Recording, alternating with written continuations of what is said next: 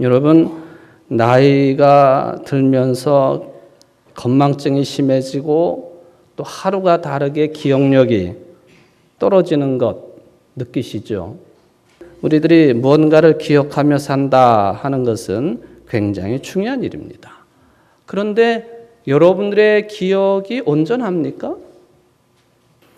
놀라운 것은 우리의 뇌는 이 기억 활동에 있어서 뇌가 있어야만이 가능한 일이 되겠습니다만은 우리의 뇌는 완전한 것 같지만 어느 때에는 자기가 기억하고 싶은 것만 기억한다고 하는 특징을 가지고 있습니다. 뇌를 연구하시는 분들이 내놓은 논리입니다. 뇌가 내가 기억하고 싶은 것만 기억하는 특징이 있다는 거예요. 이런 부분에 대해서 1962년도 미국에서 아주 재미있는 실험이 있었습니다.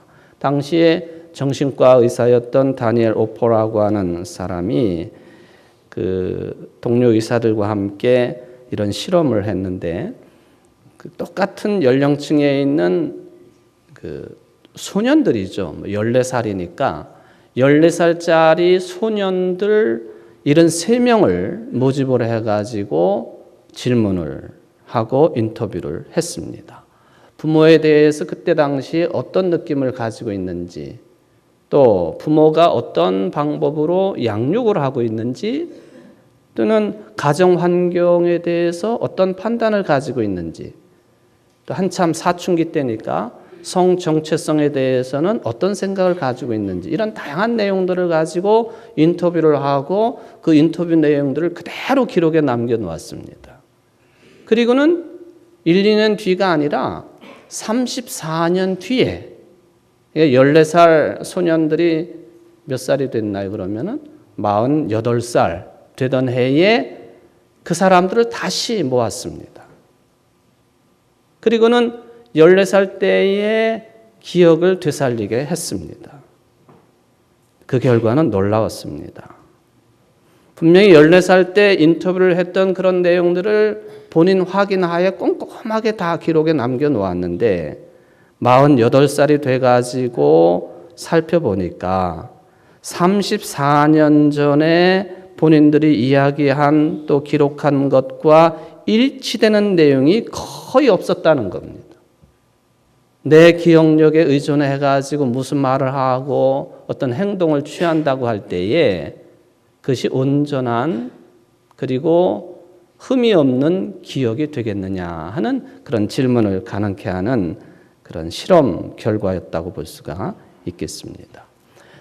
근데 더 놀라운 것은 뭐냐 하면은 48살이 돼서 기록물과 비교를 해가지고 거의 일치된 게 없다라고 하는 그런 결과물이 나왔음에도 불구하고 본인들이 그것을 확인했음에도 불구하고 이 34년 전의 그 기억, 이것을 진실로 대부분의 사람들이 확신을 하고 있었다는 거예요. 이런 차원에서 보면 여러분들이 지금 언제적 일이든지 간에 내가 이게 그때 이것이 사실이다. 지금도 내가 이전의 일이지만 내 기억력에 의존해서 사실이라고 믿고 있는 그 기억 중에 대부분이 진실이 아닐 가능성이 크다. 여기에 저도 놀랄 수 있고 또 여러분들도 정말 그럴까 하는 의아심을 가질 수가 있겠습니다. 바로 이런 현상 때문에 인간사의 희로애락이 거기에 다 담겨 있다고 볼 수 있는 거예요. 기억에 의존해 살 수밖에 없는 우리들이기 때문에 그렇다 하는 것이죠. 특별히 같은 일, 같은 사건이라 할지라도 감정이 개입된 사건, 오랫동안 기억에 남을 가능성이 높은 것으로 그렇게 판단이 되어집니다.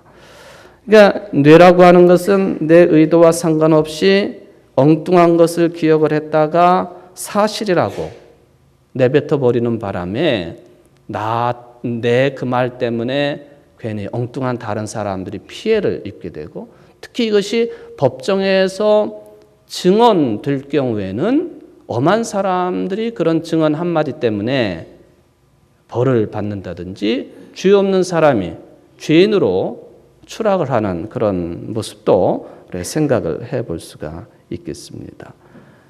그래서 이 증언에 대한 신빙성에 대한 의문도 갖게 됩니다. 미국의 영화나 드라마 같은 데에서 우리가 가끔 보게 됩니다만은 어떤 사건이 있었을 때에 이 사건의 용의자들이 이제 수사선상에 오르지 않습니까? 근데 이 용의자를 체포한 후에 목격자, 그 사건을 목격한 사람이 나와가지고 증언하는 장면이 흔히 나옵니다.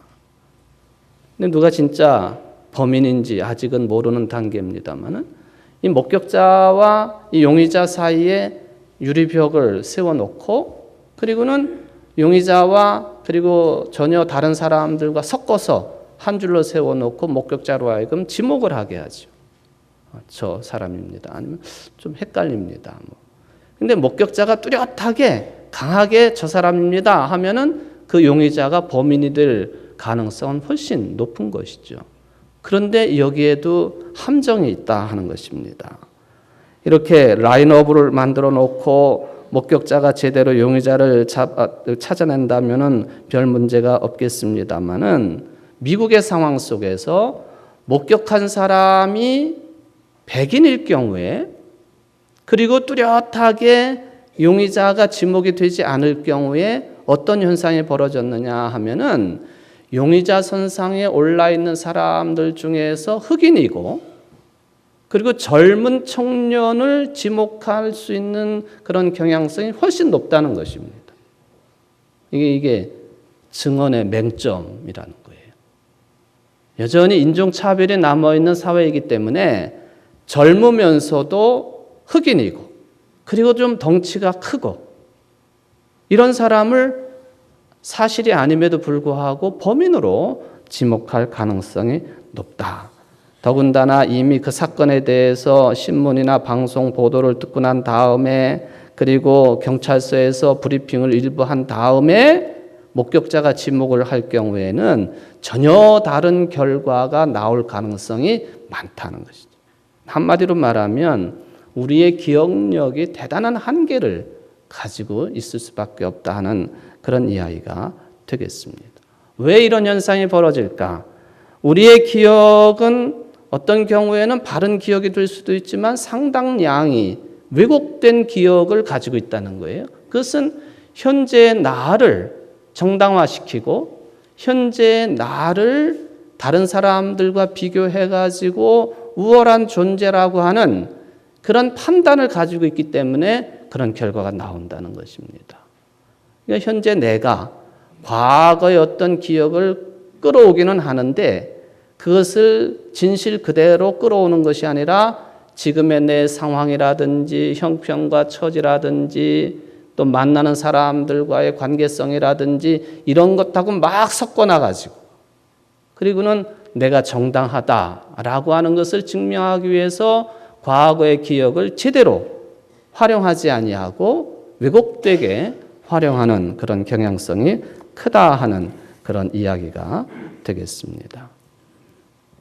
이처럼 우리들은 내 식대로 무엇이든지 해석하고 받아들이는 그런 경향성이 강합니다. 라본너 밀러라고 하는 외국인입니다만은 이 외국인이 우리나라의 그 역사적인 사건을 가지고 특급 호텔이라고 하는 그런 연극 대본을 만들었습니다. 이 라본너 밀러라고 하는 사람이 결코 우리나라 사람이 아니에요. 그럼에도 불구하고 일제시대 때에 일본군에 의해서 또 일본 정부에 의해서 공식적으로 끌려가서 전쟁터에서 공장에서 또 성놀이개로 특히 성놀이개로 그렇게 처참한 삶을 살 수밖에 없었던 우리가 흔히 위안부라고 부르는 그 문제를 특급 호텔이라고 하는 제목으로 이제 그 글을 쓴 것이죠.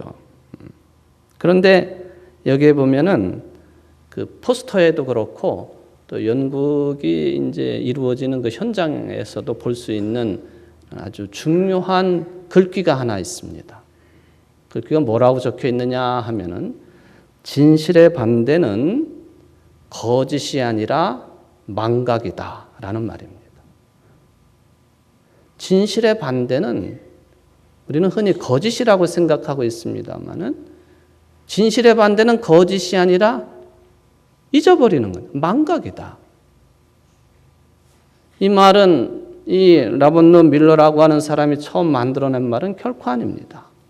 고대 히랍 세계로부터 또 라틴어의 이 진리, 진실이라고 하는 단어, 그리고 망각이라고 하는 단어, 이걸 여러분들이 한번 찾아보시면 옛날부터 내려오는 말이에요. 그러므로 잊어버리는 것, 잊지 말아야 될 것을 잊어버리는 것, 이거는 진실된 삶이 아니라는 것이죠. 진리가 아니라는 거예요. 근데 우리가 사는 이 세상은 자꾸 잊으라고 그럽니다. 그런 거 다 잊고 살아야 되고, 잊고 살아야 또 살만한 세상이 될 수도 있겠습니다만은, 잊지 말아야 될 것까지도 잊으라고 강요하는 사회가 우리 사회 아닙니까? 이 말은 곧 진실의 반대는 거짓이 아니라 망각이다라고 하는 이 말에 따라서 해석을 해보면 우리 사회는 진리를 따르지 말라고 강요하는, 진실을 추구하지 말라고 강요하는 그런 사회일 수 있다라고 하는 해석이 가능할 정도로 그런 거예요. 우리는 이런 사회 현상에 대해서 매우 이거를 무겁게 생각하고 받아들이게 됩니다. 이처럼 기억에 관해서 우리들이 경험하고 있는 오류들, 이런 것 때문에 우리는 난처하기도 하고 어색하기도 하고 이게 뭐냐 하는 그런 생각을 가지기도 하겠습니다만은, 또 한편으로 생각해 보면은 이 기억의 오류라든지 이런 것들이 우리 인생에 대해서 한 번 더 깊이 통찰해 볼 수 있는 그런 기회를 제공한다고 하는 점에서 매우 중요한 측면이라고 생각을 해볼 수가 있겠습니다. 구약 성경에 보면은 이 기억에 대해서 남겨놓은 귀한 말씀이 신명기서 8장 11절 이하에 이런 말씀으로 남아 있습니다. 오늘 내가 당신들에게 전하여 주는 주님의 명령과 법도와 규례를 어기는 일이 없도록 하고 주 당신들의 하나님을 잊지 않도록 하십시오. 당신들이 배불리 먹으며 좋은 집을 짓고 거기에 살지라도, 또 당신들의 소와 양이 번성하고 은과 금이 많아져서 당신들의 재산이 늘어날지라도, 혹시라도 교만한 마음이 생겨서 당신들을 이집트 땅 종살이하던 집에서 이끌어 주신 주 당신들의 하나님을 잊어버리는 일이 없도록 하십시오. 당신들의 마음속으로 이 재물은 내 능력과 내 속의 힘으로 모은 것이라고 생각할 것 같아서 걱정이 됩니다. 그러나 주 당신들의 하나님이 당신들의 조상에게 맹세하신 그 언약을 이루시려고 오늘 이렇게 재산을 모으도록 당신들에게 힘을 주셨음을 당신들은 기억해야 합니다. 내가 오늘 당신들에게 다짐합니다. 당신들이 주 당신들의 하나님을 참으로 잊어버리고 다른 신들을 따라가서 그들을 섬기며 절한다면 당신들은 반드시 멸망할 것입니다. 당신들이 주 당신들의 하나님의 음성을 듣지 않으면 주님께서는 당신들 앞에서 멸망시킨 민족들과 똑같이 당신들도 망하게 하실 것입니다. 오늘 사도 바울은 고린도 교인들에게 편지를 보내면서 구약 성경에서도 매우 중요한 부분에서 잊지 말아라, 기억해야 된다, 그런 말씀을 주셨는데, 바울은 예수님께서 생전에 하셨던 말씀을 기억하면서 오늘 본문의 말씀을 한 것입니다. 오늘 본문에 보면은 기념하라 라고 하는 그런 표현으로 나와 있지만, 공동번역이든 새번역이든 또 개역 이전에 쓰던 번역본이든 모두 다가 기억으로 번역을 했는데 오늘 읽은 본문에만 유독 기념이라고 되어 있습니다. 이것은 다 기억의 개념으로 받을 수 있는 그런 표현법이 되겠습니다. 영어 성경에서도 메모리라고 분명하게 대부분이 표현을 합니다. 그런데 공동 번역에 보면은 이 순서가 좀 뒤바뀌어 있습니다.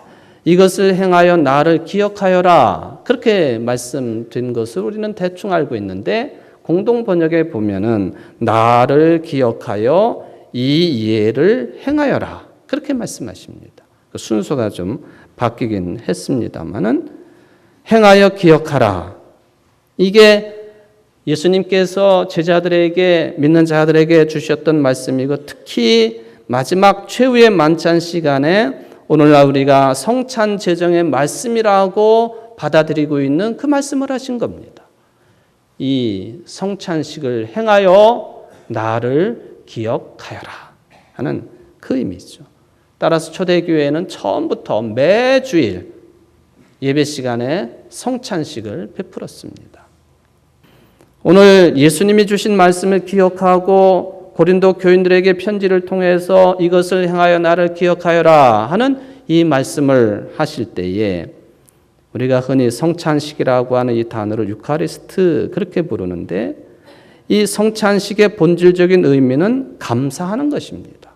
단어가 거의 비슷한 단어로 사용되어집니다.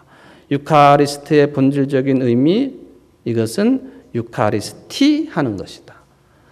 주님의 몸과 주님의 피를 받는 것은 곧 감사하는 것이다.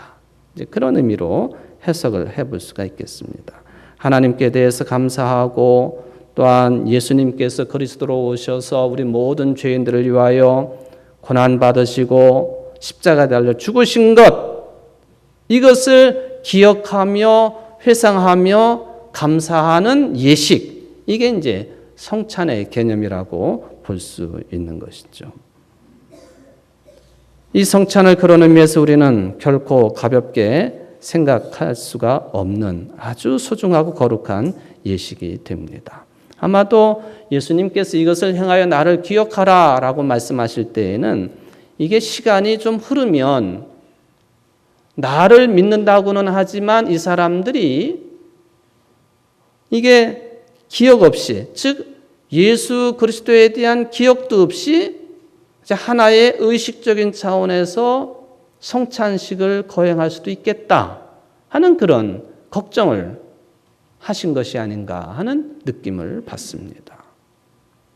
말하자면 예수님에 대한 기억도 없이 하나의 그저 형식적인 예식으로 성찬을 베풀거나 또 받는다거나 이거에 대한 경고의 말씀일 수도 있다 하는 그런 해석이 가능하겠습니다. 즉 예수님에 대한 기억 없이 다른 말로 표현하면 예수님에 대한 신앙 고백 없이 주님의 몸과 피를 받는다고 하는 것은 아무런 의미가 없다는 것입니다. 그렇다면 예수님을 기억해야 된다고 했는데 과연 예수님의 무엇을 기억하라고 하는 말인가? 저는 1차적으로는 예수님의 마음을 기억해야 된다고 생각합니다. 그런 차원에서 이 기억이라고 하는 단어가 라틴어로는 리코르다리라고 하는 그런 단어를 사용합니다만은 그때의 리코르라고 하는 말 이게 어떤 의미를 가지고 있느냐 하면 다시 마음으로 돌아간다 그런 뜻입니다. 그러니까 예수를 기억한다라고 하는 이 말씀 속에는 예수님의 마음을 기억하는 예수님의 마음을 닮으려고 노력하고 그것을 위해서는 기억이 나야만이 되는 것이기 때문에 예수님의 마음을 기억하는 것이다. 그분이 어떤 마음을 가지고 하나님이시지만은 이 땅에 오셨는지 기억이라고 하는 것은 단순하게 무엇을 외우고 또 지적인 활동으로만 그치는 것이 아니라 마음과 뜻과 정성이 다 들어있는 이 마음에 관련된 그런 부분이라고 하는 것을 생각해 볼 수 있는 그런 생각이 되어집니다. 예수님의 마음을 그리워하고 또 예수님의 마음이 어땠는지 두 번째로 생각해 볼 수 있는 것은 여기 기억이라고 하는 것은 결국에는 예수님처럼 행하는 것입니다. 요한복음 13장 15절을 말씀해 보면 내가 너에게 한 것 같이 너희도 이렇게 하라고 내가 본을 보여준 것이다. 예수님의 마음을 기억하고 담는다고 하는 것은 예수님처럼 살겠습니다 하는 그런 다짐도 포함되어 있다고 볼 수가 있겠습니다. 특별히 예수님처럼 행한다라고 할 때 내가 죽는 것이 굉장히 중요합니다. 예수님은 그것을 네 십자가를 져라 하는 그런 말씀으로 표현을 하셨습니다마는 예수님처럼 행한다 하는 것은 만인을 위하여 모든 죄인들을 위하여 예수님이 죽으신 거예요. 성찬식이 바로 예수님의 죽으심을 내 몸으로 모셔드리는 것이기 때문에 이것을 행하여 기억한다고 할 때 예수님처럼 나는 항상 죽는 것입니다. 사도 바울이 나는 날마다 죽습니다 하는 그 말씀이 여기에 해당이 된다고 보여집니다. 내가 죽는다고 하는 것은 인간 존재의 한계를, 부족함을, 연약함을, 끝이 있음을, 유한함을 인식하는 아주 중요한 내용이 되겠습니다. 결국에는 죽는다는 것을 기억해라. 제가 가끔 사용하는 라틴어가 되겠습니다마는 메멘토 모리라고 하는 그런 말이 있습니다. 한번 같이 해볼까요? 메멘토 모리. 당신도 언젠가는 죽을 것을 항상 기억하십시오. 그런 뜻이에요. 메멘토 모리. 옛날에 로마 시절에 그 군인들이 다른 나라 점령하고 돌아오면은 로마 시내를 이제 개선 행군을 하지 않습니까? 근데 주변에 시민들이 다 나와서 환호성을 지르고 할 때에 이 개선 행렬의 맨 뒤에 노예들이 막 따라갑니다. 노예들이 따라가면서 하는 일이 있어요. 어떤 일을 하느냐면 함성을 지릅니다. 메멘토 모리. 이걸 함성을 지르는 거예요. 메멘토 모리. 계속해서 노예들이 함성을 지르는데 누구를 향해서 지르는 것이냐 하면은 개선 장군을 향해서 지르는 소리예요. 메멘토 모리. 당신도 죽는다는 것을 기억하십시오. 전쟁에서 승리했다고 너무 우쭐대지 마라. 오늘은 개선 장군이지만은 너도 언젠가는 죽는다. 그러니 겸손하게 행동하라. 이게 노예들이 감히 개선 장군을 향하여 의도적으로 그런 행렬을 만들어 가지고 외치는 소리가 되고 있다는 것이죠. 예수님께서 기억하라. 그 말씀이 행하라 라고 하는 말씀이라고 할 때에 우리 자신들이 십자가를 지고 언제나 내 몫에 탄 십자가를 지고 예수님처럼 그렇게 희생과 헌신의 삶을 살라고 하는 그런 말씀으로 기억이라고 하는 용어가 사용되고 있다고 하는 것을 우리는 생각을 해야 될 것입니다. 주님께서는 오늘도 여러분들에게 계속해서 말씀하십니다. 이것을 행하여 나를 기억하라. 예수님의 나를 위한 죽으심을 말하고 또 그 몸과 피를 모셔드리는 행함을 통하여서 죽음과 부활을 기억하고 삶으로 영위하며 살라고 요청하십니다. 특별히 모든 인생들을 사랑하기 때문에 죽으신 그 죽음을 기억하고 그 죽음의 모습대로 헌신하고 충성하고 마음과 뜻과 정성을 다 기울여서 살 수 있는 그리스도인들이 되라고 요청을 하십니다. 이 주님의 말씀을 다시 받아들이고 새롭게 주님의 말씀을 기억해내고 또 실천을 그것도 사랑의 실천을 다짐할 수 있는 모든 성도들 되시기를 주의 이름으로 축원을 드립니다.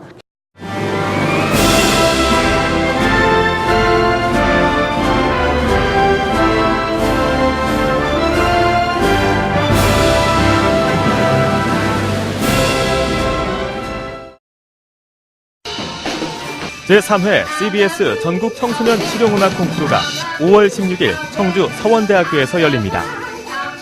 청소년 실용음악 콩쿠르는 초, 중, 고, 대학 일반부로 나누어 보컬과 기타, 피아노, 드럼, 타악기 등 부문별로 재능을 겨루게 됩니다. 대상에는 문화체육관광부 장관상과 상금 500만 원이 주어지며 각 부문별 최우수상은 100만 원의 상금이 주어집니다. 접수는 4월 13일부터 27일까지며 자세한 사항은 청주 CBS 043-292국에 4100번으로 문의하시기 바랍니다.